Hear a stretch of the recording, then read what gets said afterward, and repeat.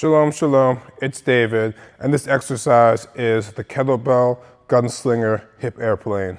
For it, you need a kettlebell. So begin by first finding the gunslinger position, which is kettlebell in the hand, behind the back, bottom of the kettlebell facing forward.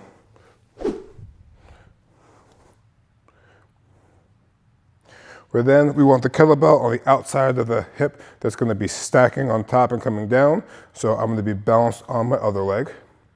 I'll begin by finding my single leg deadlift position, at which point I can hip airplane by opening the hips and then closing back down.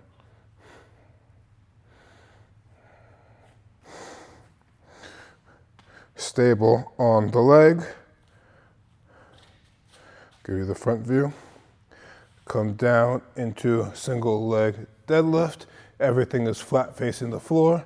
I open up so my hips and chest face the wall on the side.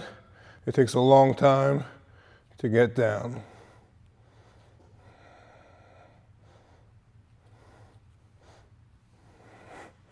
And that is the Kettlebell Gunslinger Hip Airplane.